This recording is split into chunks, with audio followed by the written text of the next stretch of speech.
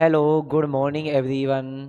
स्वागत करता हूं हमारे online digital platform PG foundation class.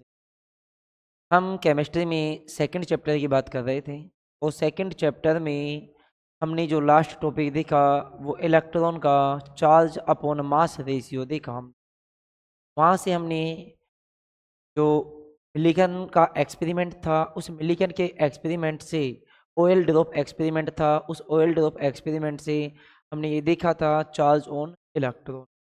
अब आज हम जो बात करने वाले हैं वो करने वाले हैं परमाणु मॉडलों की, बात करने वाले हैं एटॉमिक मॉडलों की। तो देखिए, आज हम बात कर रहे हैं एटॉमिक मॉडल।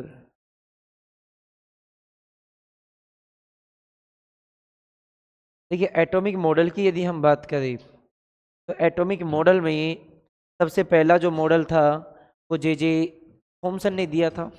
अब मॉडल की बात कर रहे हैं, पहला मॉडल किसने दिया? जे जे थॉमसन ने। लेकिन यदि आप थ्योरी की बात करोगे, सिद्धांत की बात करोगे, तो वो सबसे पहले दिया था जॉन डोल्टन ने दिया था। तो एटॉमिक मॉडल, सबसे पहला एटॉमिक मॉडल बात करें हम, जे जे थॉमसन एटॉमिक मॉडल। देखिए,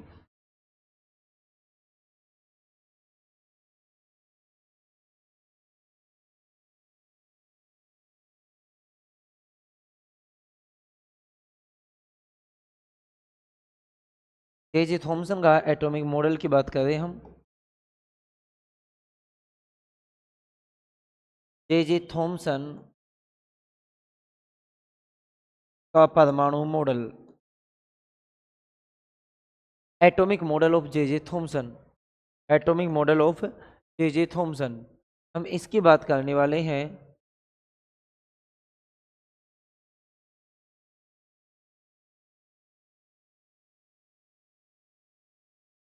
जे जे थॉमसन के परमाणु मॉडल की बात करने वाले हैं स्टार्टिंग में। देखिए, जे जे थॉमसन ने अपना जो एक्सपेरिमेंट किया, अपना जो मॉडल दिया, वो मॉडल, उन्होंने कहा कि एक एटम होता है। क्या होता है? एक एटम जो होता है वो आपका सॉलिड होता है। ने कहा कि सपोज ये एक एटम है, ये क्या है? एक एटम है, हमने कहा। तो यदि ये एक एटम है और इस एटम को इसने कहा कि ये सॉलिड है, कैसा है? ये सॉलिड है, सॉलिड पॉजिटिव चार्ज, ठोस धनावेशित, और इसकी जो स्ट्रक्चर होती है, शेप होती है, वो स्फेरिकल होती है। तो हमने कहा ठोस धनावेशित गोला। हमने कहा कि परमाणु एक ठोस धनावेशित गोला है। परमाणु क्या है? एक ठोस धनावेशित गोला है। और उस ठोस धनावेशित गोले में इलेक्ट्रॉन्स डिवाइड होते हैं। ठोस धनावेशित गोले में क्या होते हैं? आपके इलेक्ट्रॉन्स होते हैं। ठोस धनावेशित गोले में इक्वल डिस्ट्रीब्यूटेड इलेक्ट्रॉन्स होते हैं, एक समान रूप से वितरित क्या होते हैं? इलेक्ट्रॉन होते हैं। ये बात इन्होंने की। इन्होंने कहा कि परमाणु एक ठोस धनावेशित गोला है और उस ठोस धनावेशित गोले में जो ऋणावेशित भाग होता है, नेगेटिव जो पार्ट होता है, वो इस पॉजिटिव पार्ट में इक्वल डिस्ट्रीब्यूट होता है, समान रूप से वितरित होता है। यदि समान रूप से वितरित होगा तो पहली बात तो क्या हुई कि परमाणु कैसा होगा? आपका उदासीन होगा। परमाणु कैसा होगा? न्यूट्रल होगा, उदासीन होगा, क्योंकि इक्वल डिस्ट्रीब्यूट है। जितना पॉजिटिव चार्ज है जितना ही क्या है? नेगेटिव चार्ज, एक दूसरे को कैंसिल आउट कर देंगे। ठीक है, ये वाली बात हुई हमारी। दूसरी बात, इसने इसकी कंपैरिजन की। और कंपैरिजन किस किस के साथ की वो देखिए, तुलना की, कंपैरिजन की तरबूज के साथ। के साथ की? तरबूज के साथ। एक स्वीट होती है पुडिंग, उस पुडिंग के साथ कंपैरिजन किया। पुडिंग की बात करें तो ये कैसा होता है? इक्वल केक, जो आपका केक होता है उस केक के जैसा ये जो पुडिंग स्वीट होती है, इसमें ड्राई फ्रूट्स होते हैं। तो इन्होंने क्या कंपैरिजन की, इन्होंने कहा कि जिस तरह से तरबूज में लाल भाग होता है, लाल भाग होता है खाने वाला जो भाग होता है, उस लाल भाग को तो हमने कहा ठोस धनावेशित परमाणु, और जो आपके उसमें समान रूप से जो वितरित बीज थे, जो सीड्स थे ब्लैक, उन सीड्स को इसने कहा negative part, I mean electron का। हम इसने कहा इसकी तुलना हम कंपेरिजन तरबूज से कर सकते हैं, इसलिए इस मॉडल का कुछ नाम है।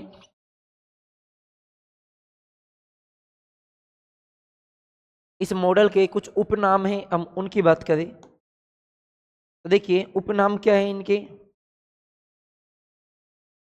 तरबूज मॉडल,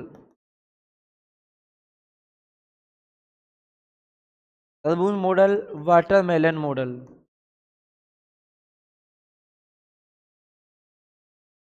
दूसरी बात, इसने किसके साथ तुलना की, लड्डू, जो बूंदी का लड्डू होता है, उस बूंदी के लड्डू में जो काली मिर्च होती है या खीरे के जो बीज होते हैं, ठीक है ना, काली मिर्च, ये इक्वल डिस्ट्रीब्यूट होते हैं। तो इसने कहा कि लड्डू ठोस धनावेशित परमाणु हो गया, सॉलिड पॉजिटिवली चार्ज क्या हो गया, एटम हो गया, और उसमें जो काली मिर्च है, खीरे के जो बीज हैं, वो इक्वल डिस्ट्रीब्यूट हैं, तो उन्हें क्या नाम दिया इन्होंने, उन्हें कहा कि ये क्या प्रेजेंट है, आपके इलेक्ट्रॉन है, नेगेटिव पार्ट ये प्रेजेंट है। तो आपको जे थॉम्पसन का ज़्यादा एटॉमिक मॉडल समझ आ गया होगा। अब हम इसी में थोड़ी सी बात करें, जैसे कि इसके लिमिटेशंस क्या है। तो लिमिटेशंस तो देखिए कि जे थॉम्पसन ने एक्चुअल में क्या कहा कि जो एटम होता है वो सॉलिड होता है, ठोस होता है, बट एक्चुअली जो एटम होता है वो सॉलिड नहीं होता है। एटम क्या नहीं होता है, सॉलिड नहीं होता है।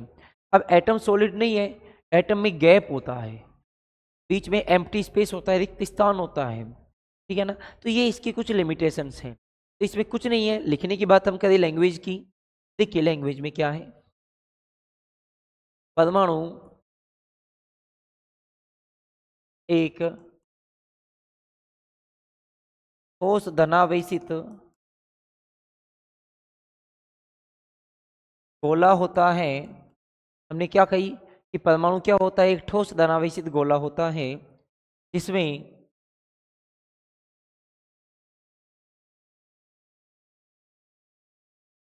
ऋणावेशित भाग, ऋणावेशित भाग का मतलब क्या हो गया यहाँ पे, इलेक्ट्रॉन। जो नेगेटिव पार्ट होता है, नेगेटिव पार्ट भी क्या है आपके, इलेक्ट्रॉन है, और जो नेगेटिव पार्ट इलेक्ट्रॉन है वो क्या होते हैं, इक्वल डिस्ट्रीब्यूट होते हैं। ऋणावेशित भाग या इलेक्ट्रॉन एक समान रूप से वितरित होते हैं, एक समान रूप से क्या होते हैं, वितरित होते हैं। अब यदि ये एक समान रूप से वितरित है तो पहली बात तो हमें क्या पता चलनी चाहिए कि जो एटम होता है, परमाणु होता है, वो कैसा होगा, उदासीन होगा। जितना पॉजिटिव चार्ज होगा उतना ही क्या होगा बेटा, नेगेटिव चार्ज होगा। दूसरी बात हमने क्या कही यहाँ पे कि धनावेशित, हम कहें धनावेश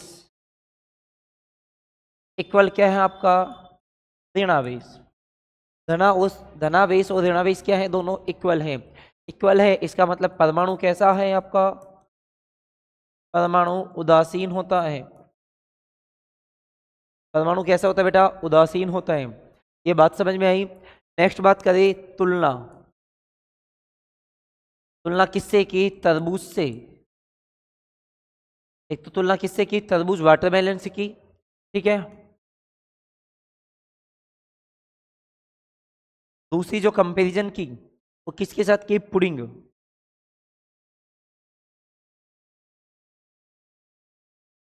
पुडिंग के साथ की।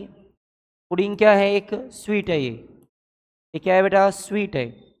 जो थर्ड तुलना की वो किसके साथ की गई, लड्डू के साथ। इसलिए इस मॉडल को अपन क्या नाम देते हैं, इस मॉडल को नाम देते हैं तरबूज मॉडल या वाटरमेलन मॉडल। तरबूज मॉडल या क्या, वाटरमेलन मॉडल।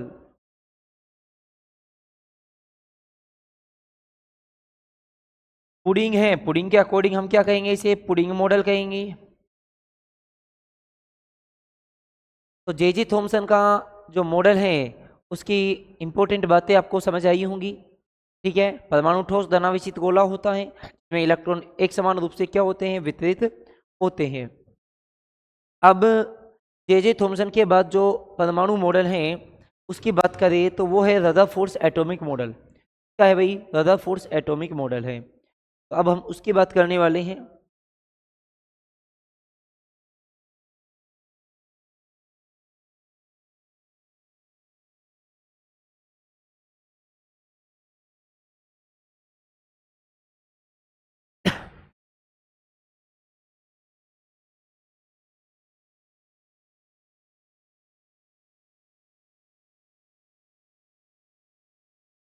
अब जो हम पढ़ने वाले हैं बेटा वो पढ़ने वाले हैं रदरफोर्ड का परमाणु मॉडल। इसका पढ़ने वाले हैं, रदरफोर्ड का परमाणु मॉडल पढ़ने वाले हैं। तो रदरफोर्ड के परमाणु मॉडल में हम देखें तो पहली बात तो यहाँ पे कुछ बातें ध्यान रखने की आवश्यकता। क्या ध्यान रखने की आवश्यकता है, कुछ बातें जैसे कि रदरफोर्ड ने जो एक्सपेरिमेंट किया, रदरफोर्ड ने जो एक्सपेरिमेंट किया क्या वो गोल्ड फॉइल पे ही किया गया जो हम पहले से पढ़ते हुए आ रहे हैं कि हमने पढ़ा कि स्वर्ण पत्र प्रयोग, क्या एक्चुअल में स्वर्ण पत्र के अलावा मतलब गोल्ड फॉइल के अलावा क्या हम कुछ और यूज में नहीं ले सकते क्या? बिल्कुल यूज में ले सकते हैं, ध्यान रखना आप। मैं क्या कह रहा हूँ देखिए, पहले तो हम इसके कुछ नाम हैं उपनाम उनकी बात कर लेते हैं। देखिए उपनाम क्या क्या है इस एक्सपेरिमेंट के, मैं उनकी बात करूँ। एक तो कहते हैं हम इन्हें स्वर्ण पत्र प्रयोग, क्या कहते हैं, स्वर्ण पत्र प्रयोग कहते हैं। पहला नाम क्या कहा हमने, इसे क्या कहेंगे, स्वर्ण पत्र प्रयोग। दूसरी बात करें तो इसे कहते हैं अल्फा कण प्रयोग।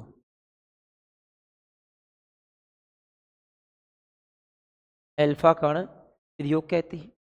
थर्ड बात करें तो रदरफोर्ड का प्रकीर्णन प्रयोग। रदरफोर्ड का कौन सा प्रयोग बेटा,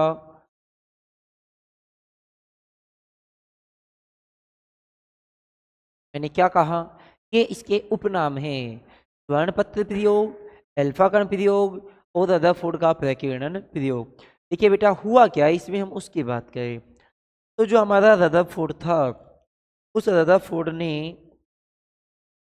एक स्वर्ण पत्र लिया।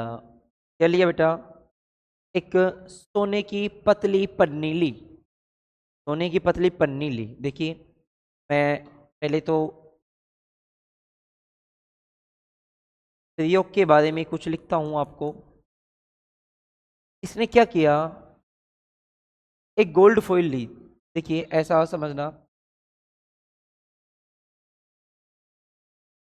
इसने क्या किया, एक गोल्ड फॉइल ली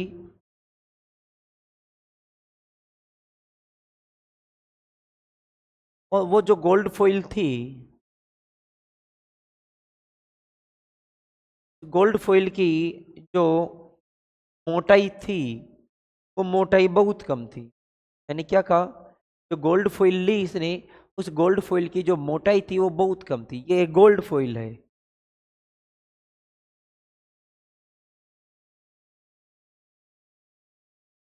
क्या है बेटा, एक गोल्ड फॉइल है।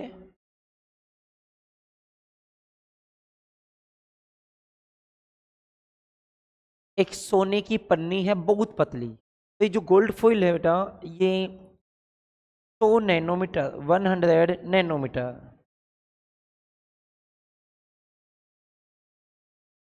100 नैनोमीटर मोटाई की ये गोल्ड फॉइल ली इसने।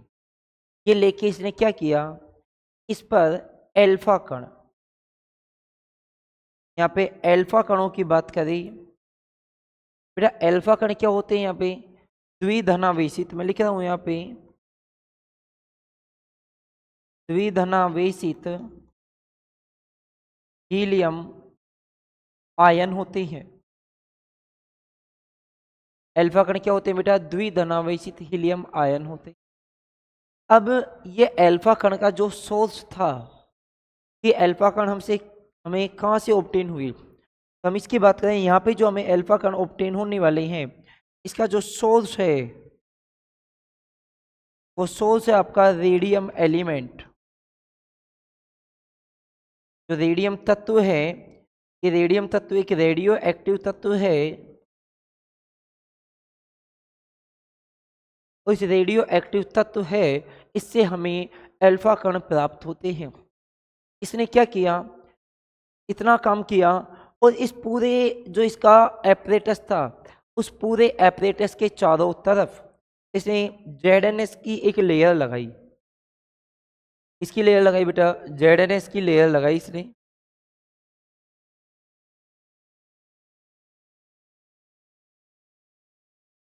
इसने यहाँ पे अब इसके चारों तरफ जेडएनएस की लेयर ये लगाई।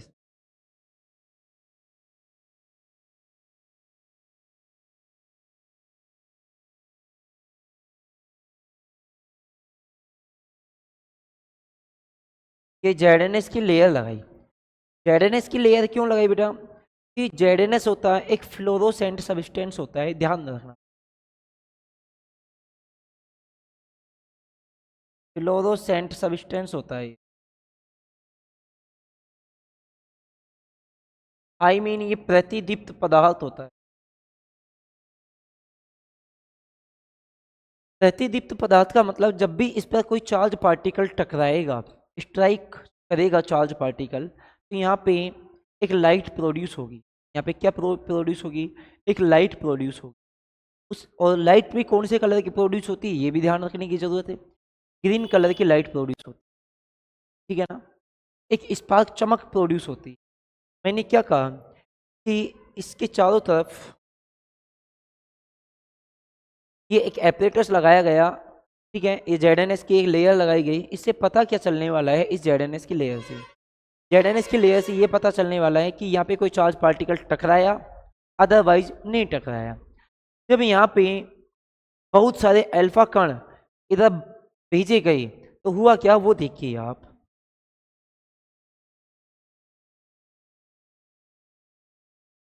देखिए यहाँ से अल्फा कण सीधे चले गए। ये जो अल्फा कण थे, ये अल्फा कण क्या हुए, सीधे चले गए।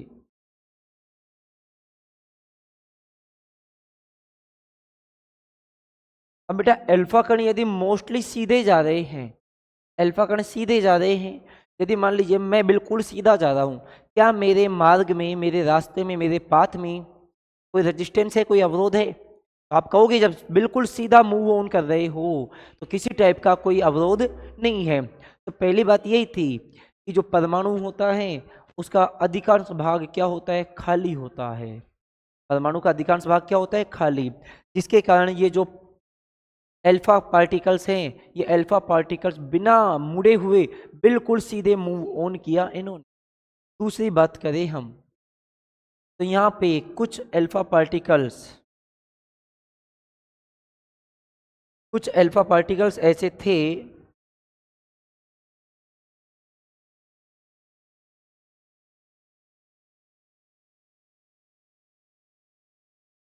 कुछ अल्फा पार्टिकल्स ऐसे थे आपके जो यहाँ पे गए, बट जैसे ही अंदर पहुंचे, अंदर पहुंचने के बाद उनमें वो एक स्मॉल एंगल से मुड़ गए। ध्यान दो मैं क्या कह रहा हूं। कुछ अल्फा पार्टिकल्स ऐसे थे जो अंदर तो गए, बट जाने के बाद हुआ क्या, जाने के बाद में वो स्मॉल एंगल से, जाना तो ही नहीं यहाँ पे था।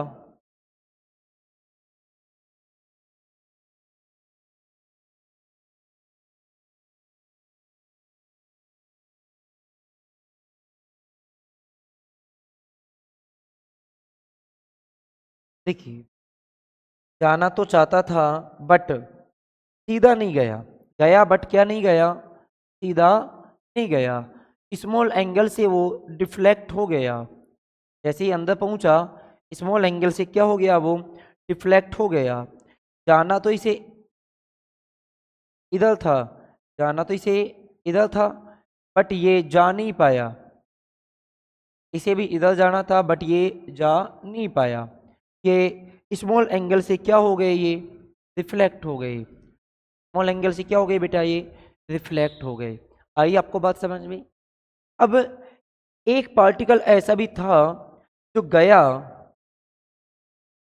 एक पार्टिकल ऐसा भी था जो गया, बट जैसा गया था वैसा ही वापस आ गया, जैसा गया था वैसा ही वापस आ गया। ऐसा क्या हुआ, हम उसकी बात करें। देखिए बेटा, ये पार्टिकल गया और टकराने के बाद में ये वापस आ गया। क्या हुआ, टकराने के बाद में ये वापस आ गया।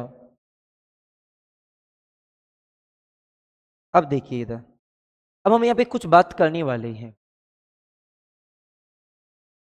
मैं इसको थोड़ा बड़ा कर देता हूँ ताकि आपको अच्छे से समझ आ जाए डायग्राम को, फिर हम छोटा कर देंगे इसको बाद में। इधर देखिए, मैंने कहा कि कुछ अल्फा पार्टिकल्स बिना मुड़े हुए सीधे जा रहे हैं। बिना मुड़े क्या हो रहे हैं, सीधे जा रहे हैं। इसका मतलब क्या है कि परमाणु का अधिकांश भाग क्या है, खाली। आप ये देख सकते हो, ये अल्फा पार्टिकल्स बिना मुड़े सीधे गए हैं, मतलब परमाणु का अधिकांश भाग क्या है, खाली। फिर हमने देखा कुछ अल्फा पार्टिकल स्मॉल एंगल से डिफ्लेक्ट हुए। स्मॉल एंगल से क्या हुए, डिफ्लेक्ट। देखिए फिर इसने क्या अनुमान लगाया कि जो अल्फा पार्टिकल होते हैं वो धनावेशित होते हैं। अल्फा पार्टिकल क्या होते हैं, धनावेशित होते हैं। तो ये डिफ्लेक्ट हो रहे हैं, प्रतिकर्षित हो रहे हैं, इसका मतलब कोई ना कोई पॉजिटिव चार्ज प्रेजेंट है विद इन एटम। एटम के अंदर कोई ना कोई पॉजिटिव चार्ज प्रेजेंट है। ये बात आई आपको समझ। थर्ड बात कि लगभग 20,000 में से वन पार्टिकल, ध्यान से सुनना भाई, 20,000 में से वन पार्टिकल ऐसा था जो जैसा गया था वैसा ही 180 डिग्री के एंगल से रिफ्लेक्ट हुआ। जैसा गया वैसा ही वापस आ गया, 180 डिग्री के एंगल से क्या हुआ, वो रिफ्लेक्ट हुआ। अब एक बात आप खुद सोचिए, 20,000 कैंडिडेट एक साथ भाग रहे हैं, 20,000 कैंडिडेट एक साथ भाग रहे हैं, उसमें से केवल एक वापस आ रहा है टकरा के, मतलब जो जिससे टकराया वो बहुत स्मॉल है या नहीं है, स्मॉल होना चाहिए ना। तो तीसरी बात इसने कही कि जो पॉजिटिव चार्ज है वो पॉजिटिव चार्ज वेरी स्मॉल है। पॉजिटिव चार्ज क्या है, वेरी स्मॉल। और इस पॉजिटिव चार्ज को रदरफोर्ड ने क्या नाम दिया, न्यूक्लियस नाम दिया, नाभिक नाम दिया। अब यदि आपसे कोई पूछे कि बताइए प्रोटॉन की डिस्कवरी किसने की, तो वो गोल्डस्टीन आएगा। बट कोई पूछ रहे नाभिक की डिस्कवरी किसने की, तो वहां पे कौन आएगा, रदरफोर्ड आएगा। तो हम एक एक बात करें एक बार। पहली बात, प्रयोग में क्या है, रदरफोर्ड ने 100 नैनोमीटर पतला, 100 नैनोमीटर पतला स्वर्ण पत्र लिया। हमने क्या कहा, 100 नैनोमीटर पतला स्वर्ण पत्र लिया। स्वर्ण की मतलब AU की जगह कौन कौन यूज में ले सकते हैं हम, AG भी ले सकते हैं, CU भी ले सकते हैं, PT भी ले सकते हैं, ध्यान रखना। चांदी, आई मीन सिल्वर, अर्जेंटियम, कॉपर और प्लेटिनम ये यूज में ले सकते हैं स्वर्ण पत्र की जगह। स्वर्ण पत्र लिया तथा इस पर अल्फा कणों की बमबारी कराई। हमने क्या कहा, अल्फा कणों की क्या कराई, बमबारी कराई। अल्फा कणों की बमबारी कराई। इस उपकरण को उन्होंने zinc sulphide, zinc sulphide formula क्या होता है भाई, ZnS, जिंक सल्फाइड की परत के अंदर रखा, जिससे कि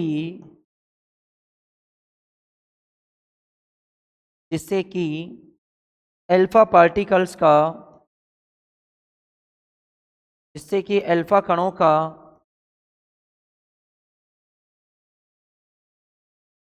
सुव्यवस्थित तरीके से अध्ययन किया जा सके।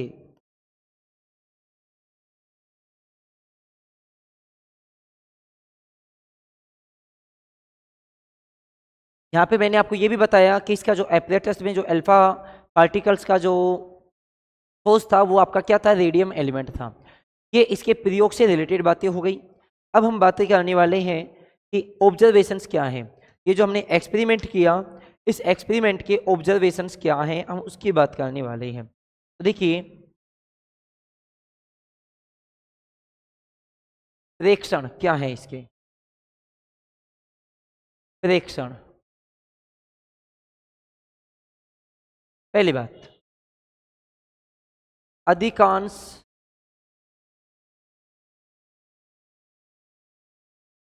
अधिकांश अल्फा कण, अधिकांश अल्फा कण बिना विक्षेपित हुए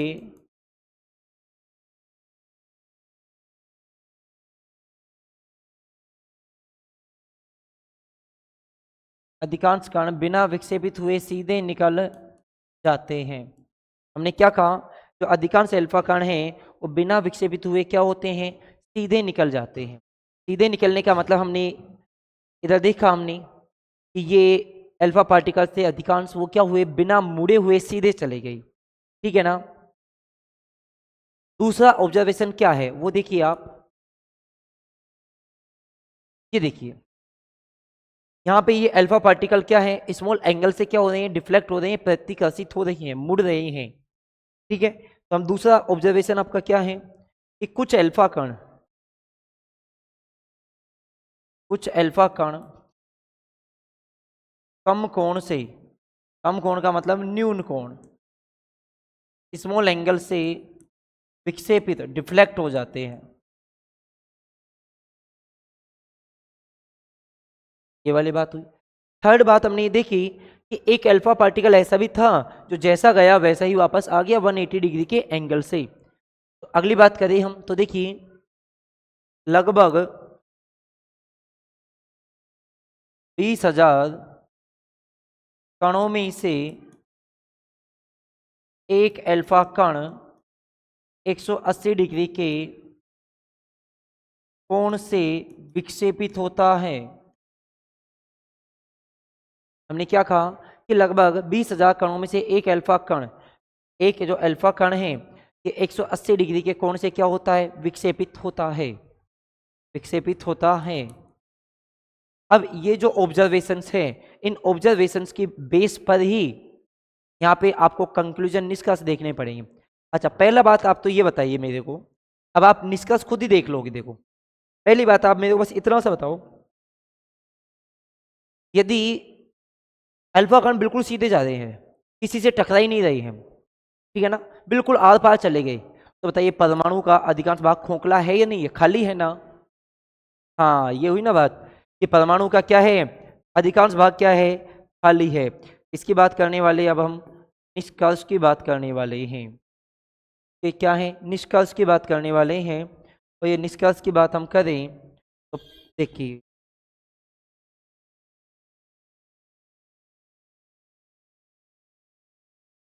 पहली बात हम करें कि परमाणु में अधिकांश अल्फा कण सीधे चले गए, मतलब परमाणु का अधिकांश भाग क्या है, खाली, मोस्टली पार्ट क्या है, एम्प्टी है। परमाणु का अधिकांश भाग खाली होता है। इससे देखा हमने, प्रेक्षण पृष्ठ से देखा हमने, प्रेक्षण पृष्ठ से हमने ये देखा कि परमाणु का अधिकांश भाग क्या है, खाली है। दूसरी बात, कुछ अल्फा कण कम कोण से विक्षेपित हो जाते हैं। विक्षेपित होने का मतलब प्रतिकर्षित हो रहे हैं, और प्रतिकर्षित कैसे होंगे, अपने जैसे से, same charges repels each other, तो सेम चार्ज होते हैं एक दूसरे को रिपेल करते हैं, प्रतिकर्षित करते हैं। तो इसके ऊपर पॉजिटिव चार्ज, तो नेगेटिव से तो रिपेल हो नहीं सकता, तो किससे होगा, पॉजिटिव से होगा। तो दूसरी बात, परमाणु में परमाणु में कोई धनावेशित भाग उपस्थित होता है।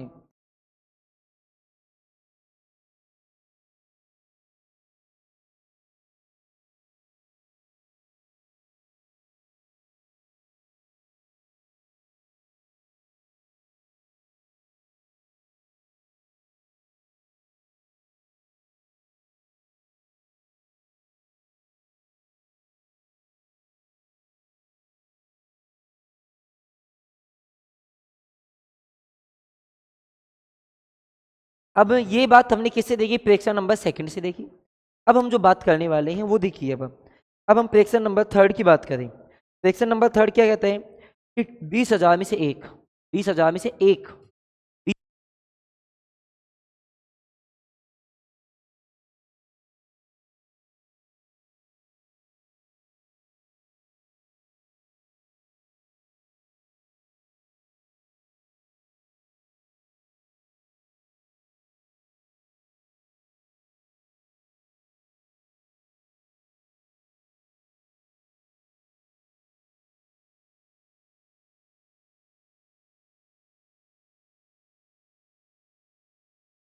कि परमाणु में उपस्थित धनावेशित जो भाग होता है, थोड़ा सा प्रॉब्लम हो गई थी तो अब वापस आइए। देखो कि हमने कहा प्रेक्षण नंबर थर्ड क्या है, 20,000 गए, एक वापस आया।